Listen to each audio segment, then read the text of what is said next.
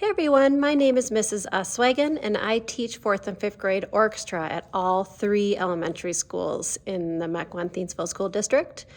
And today, instead of reading music notes with you, I am going to read real words on the page.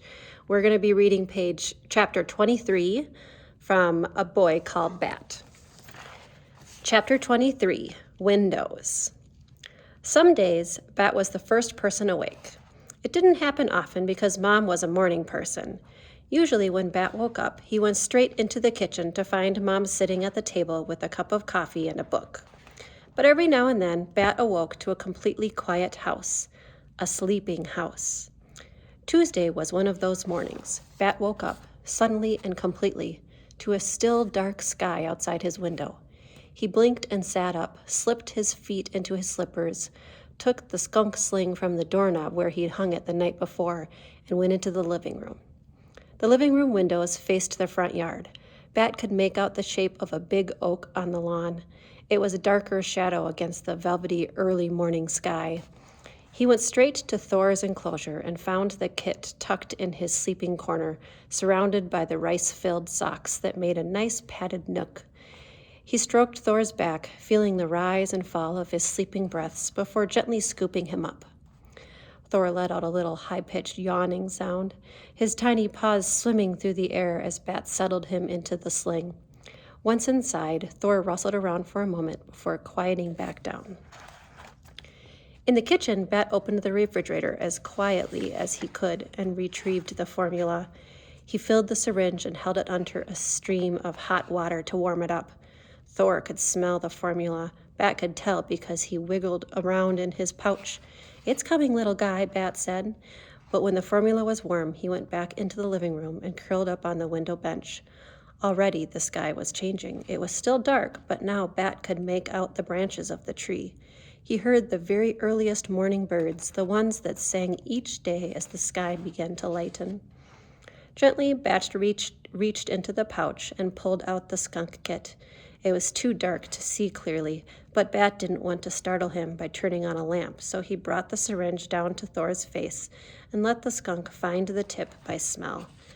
As Thor had his breakfast, the sky turned violet and pink, then orangey red. The tree's trunk lightened from black to brown, and its leaves transformed to green.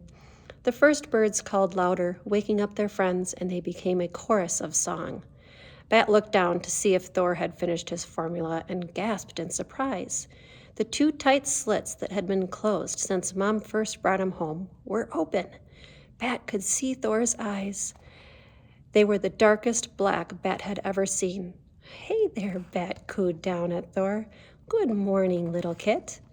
Thor kept licking at the tip of the syringe, but his quick pink tongue hesitated just a bit when Bat spoke.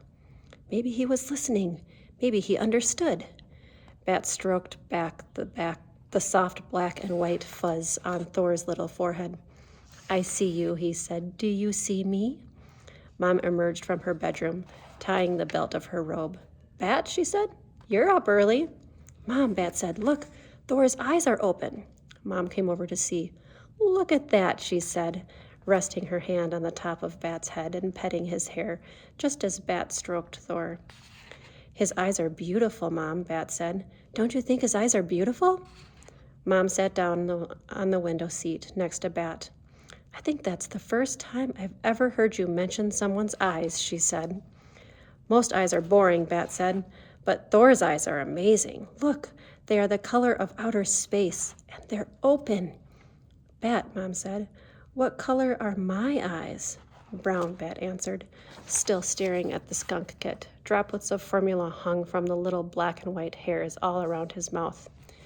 "Nope," said Mom, "they're hazel." This got Bat's attention. "Really?" He looked up and stared at Mom's face. Her eyes were golden brown with little flecks of green and a yellow in them. "They look like marbles," Bat said. "I've never noticed."